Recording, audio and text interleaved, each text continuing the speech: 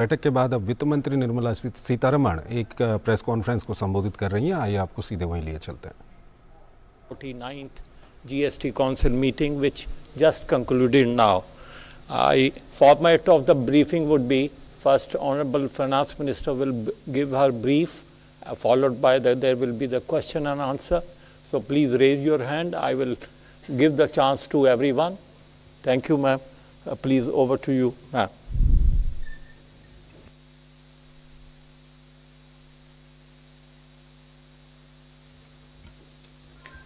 Thank you, and thanks in specific to all the media persons who have come here physically, inclusive of all those who deal with the camera and the photojournalists, particularly because today is Mahashivratri. But it's quite encouraging to see that you have chosen to come here to cover this event. We've had a very detailed day-long GST meeting. The atmosphere was entirely cordial, and there was a sense of working together, and I'm glad to say that as a result, 2 GOM's reports have been accepted, one slightly with modifications, and also with an understanding that we'll have 1 or 2 small amendments to be done in the language with which it will be brought into the bill. But equally important is the fact that we've announced today that the entire due on the pending balance of the GST compensation will be cleared as of today. All dues, that is, because I'll just take you back for a minute. As of May 31st, we had cleared all the dues. There was something left in the name of dues for June. Even that is getting cleared. In other words, the entire pending balance of the GST compensation, which is to a total of 16,982 crores for June, that is, will be cleared. And although this amount is not really available in the compensation fund as of today, we have decided to release this amount from our own resources, and this same amount will be recouped from the future compensation cess collection. So the amount is not with us, but we are still giving it with our own resources, and the total which is being given out is 16,982 crores. With this release, therefore, the center would clear the entire provisionally admissible compensation cess dues for 5 years as envisaged in the GST Compensation to States Act 2017. In addition, of course, center would also clear the admissible final GST compensation to those states who have provided the revenue figures as certified by the Accountant General of the states, and that amounts to 16,524 crores, 16,524 crores. So there is, when we send the via WhatsApp or whatever, the message as regards today's press release, by state, how much compensation is being released today will also be there for you to see it. For instance, Karnataka would get 1,934, Maharashtra will get 2,102, Tamil Nadu will get 1,201, and Uttar Pradesh will get 1,215, Andhra Pradesh will get 689, Delhi will get 1,212, and so on. The list will be sent to you all. Now, from among the decisions which today we have taken, first of all, related to the GST rates, the item on RAB, which is a kind of liquid jaggery, which is so typical to Uttar Pradesh and some other jaggery producing states. It goes by the name RAB. So we are reducing the GST rate on RAB, which is liquid jaggery, from 18 to nil or 5%. nil if it is loose, or if it is pre-packaged and labeled, it will be 5%. Loose, nil. If it is pre-packaged and labeled, it will be 5% rate. Then there has been quite a lot of discussion on pencil sharpeners. GST on pencil sharpeners, because we wanted to rationalize it, has come down now, today's decision, from 18 to 12%. Also, there is a reduction in GST on tags, tracking devices, or data loggers, which are affixed on durable containers, from 18% to nil, subject to some conditions. Again, exemption on coal rejects when they are supplied to and by a coal washery. Even that decision has been taken today. Similarly, there are GST exemption for services by the National Testing Agency, NTA, by way of conduct of entrance examinations for admission to educational institutions. Even that decision has been taken today.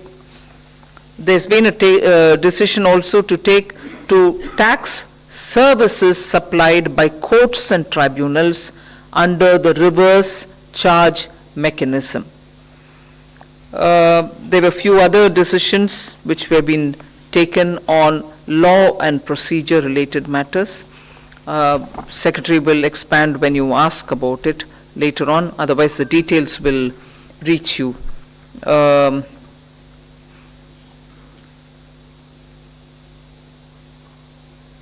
There is a decision today taken on the rationalization of late fee for annual returns.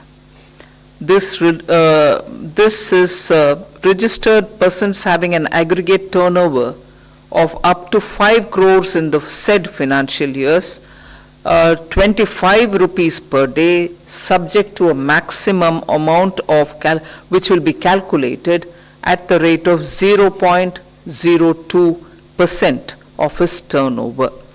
So what this is actually mean, that the council has recommended to rationalize late fee for delayed filing of annual returns, particularly the form GSTR 9 for the year 22-23 onwards. The amount, we have actually reduced the amount of such late fee for smaller taxpayers who have an annual turnover of up to 20 crores. Then in the same category, registered persons having an aggregate turnover of more than 5 crores and up to 20 crores in that said financial year, the same thing applies, 50 rupees per day, subject to a maximum of an amount calculated at 0.02% of the turnover.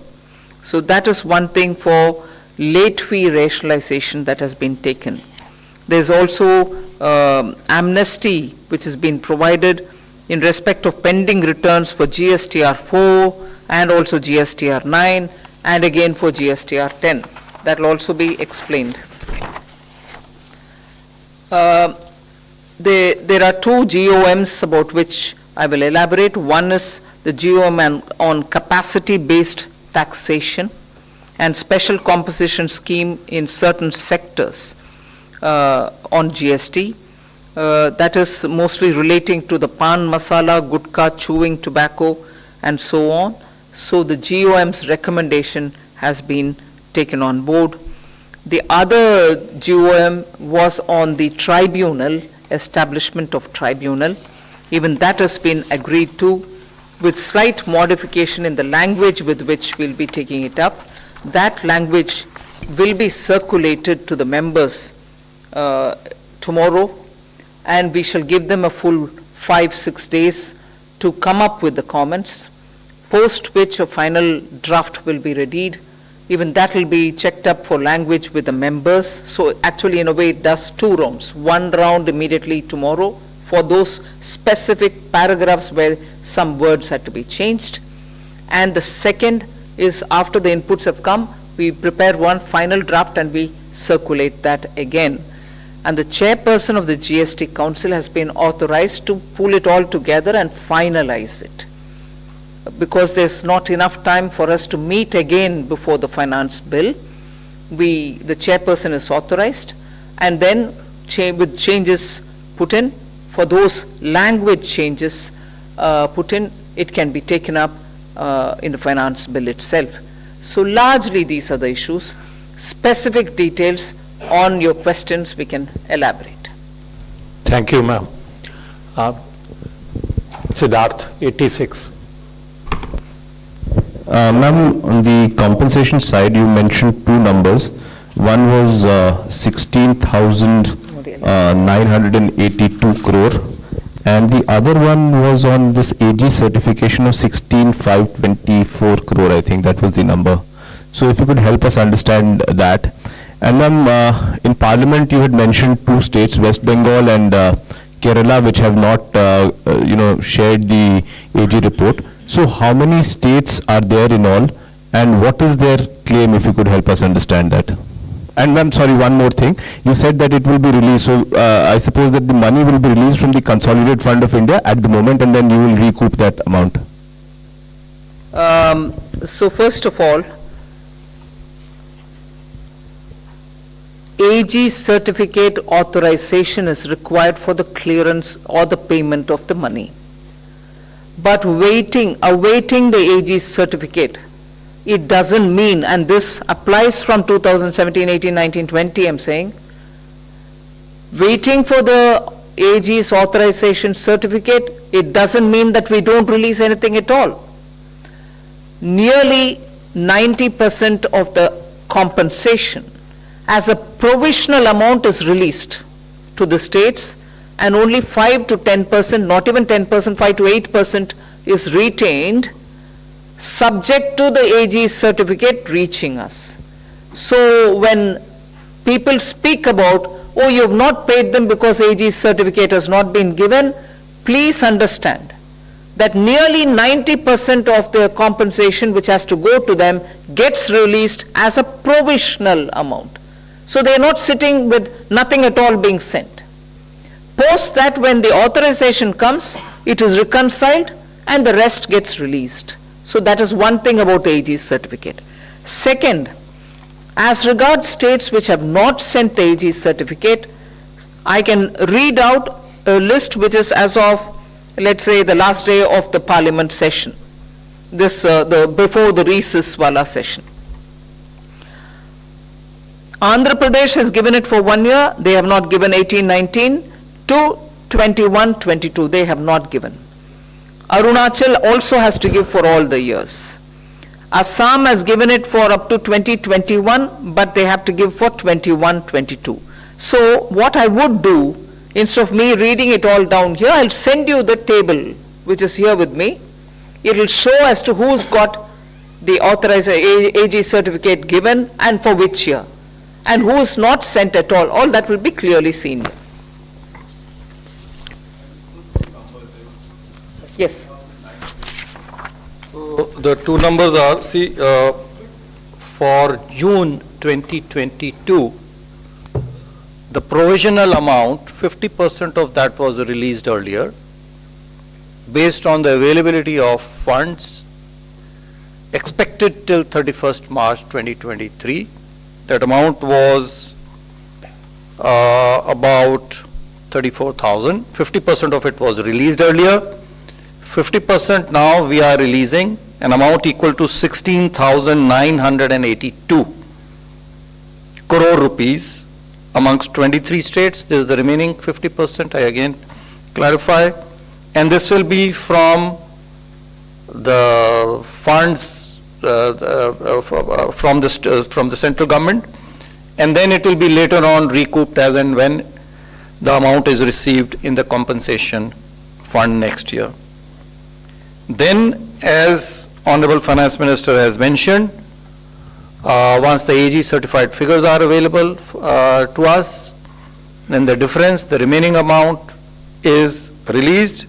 So we are releasing an amount of 16,500 16,524 crore rupees. That is in addition to the first 16,982. And this is going to 1, 2, 3, 4, 5, 6 states. Delhi is about 2,400 crore, Karnataka is about 7,800, Odisha is about 834 crore, Tamil Nadu is about 4,200 crore, Telangana is 1,265 crore, Puducherry is 42 lakh rupees. So 1, 2, 3, 4, 5, 6 states. That's right. But the 16,524 will go only to those 6 states which have given us the AG certificate. The rest of it is for every state.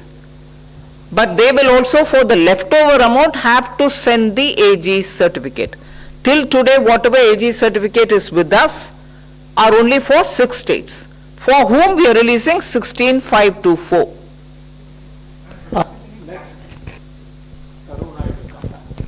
Timsi. Ma'am, Timsi Jaipuria from CNBC TV 18. The proposal on reducing rates on millet-based health products was also on the agenda. What happened to that? And secondly, there was a discussion in the last GST Council meeting that there will be a reconsideration on the rates for MUVs, whether it should be at par with SUVs or not. Was that taken up? Was that discussed? Where are we? And thirdly, you recently promised industry to consider rates again through Fitment Committee on cement. What is the idea there? Where are we? Is it still to be discussed with the Fitment Committee? Where are we? Please. Yes, clarify. cement has not come to the Fitment Committee yet. Then on the millet related, it was discussed to an extent, but it wasn't, nothing was arrived at because the percentage of millet in the mixed food, ready food that is being discussed about, whether it should be 70%, whether it should be 50% of millet and other things are rest of it. There was some discussion, but nothing was arrived at. We agreed to look at it again. So nothing was discussed on it. On the SUVs, I don't think much progress. Again, on SUV and MUV, the officers committee, which we have the fitment committee, was not able to actually, because time was short. So they have not been able to arrive at any decision. And so there was no recommendation of the fitment committee also for this particular GST Council. It will be relooked. It will be looked and then, it will be presented in the next council meeting. Next, Shashir. Good afternoon, ma'am. Ma'am, since the GUM on appellate tribunal with slight modification in the language that has been accepted, so what are those changes in terms of what the GUM recommended and what are the changes which the states have suggested? Can you share some, and what is the timeline for setting up this appellate tribunal? In specific, I'll have Sanjay go into the details. The timeline is because now that this GST Council has agreed, and only those some paragraph language lines will have to be circulated with the states, which we'll do. I expect for the first version of the draft 3 or 4 paragraphs in which the language change is being made, we will send it by tomorrow and give the states 1 week within which they can come back for the draft first version. Post that, again within a matter of 2 days, we want to send it to the states to finalize the draft, which means before the 1st of March, it should be all done and over. And since the council has authorized the chairperson to conclude based on the inputs which are coming, it should be over and done with by at least the 3rd of March, so that we will be comfortably placed to take it through the finance bill this time. And the details. Let the bill get passed now. Insofar as the tribunals are concerned, the tribunal is concerned, there was, the GUM report had recommended, the GUM had recommended that there should be one tribunal with a principal bench and as many other benches to be located in the states. So that has been agreed. So there will be one tribunal. With the principal bench, small change was suggested regarding the naming of the benches to be renamed as state benches. So this was the major recommendation. The other thing is related to the constitution. The GM had recommended one technical member, 50-50 basis, one from 50% from the state and 50% from the center, plus one judicial member. So there was a discussion, and the modification suggested is that we can have 2+2. However, the decision making will be only with at most 1+1 or less than 1. So all the 4 will not sit.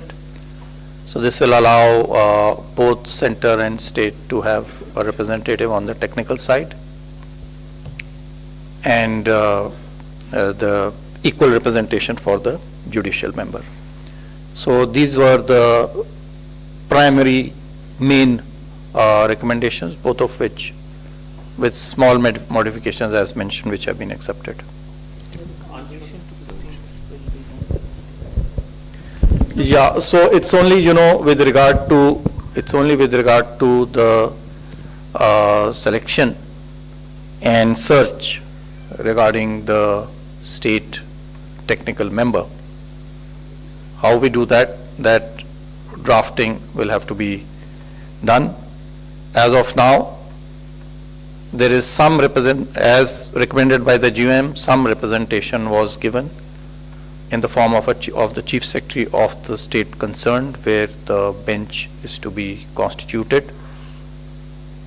It was agreed that there should be more representation, and all the members of the search cum selection committee should be from the state, including the judiciary from the state.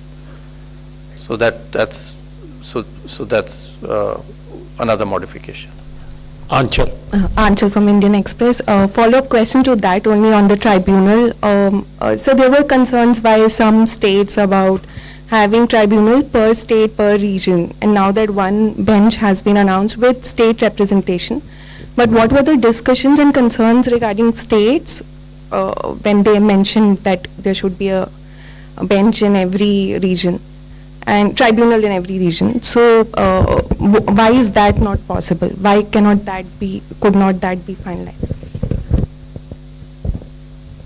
Actually, the chair of the GOM, the Deputy Chief Minister of Haryana, had explained what is the advantage of having one tribunal with a primary bench being in Delhi and the states having the benches of this tribunal, and also making sure, after discussion we did come to the point of the states having their member, the technical member also come in, states representation through the chief secretary who will be in the selection committee will be adequately taken care of. Not only the chief secretary, but also one other, either additional secretary or a secretary from the state would also be part of the selection committee of appointing in the तो GST परिषद की बैठक के बाद वित्त मंत्री Nirmala Sitharaman press को संबोधित कर रही थी, और जो महत्वपूर्ण फैसले लिए गए हैं उसमें पेंसिल शार्पनर पर 18 से 12% जीएसटी घटा दिया गया है, और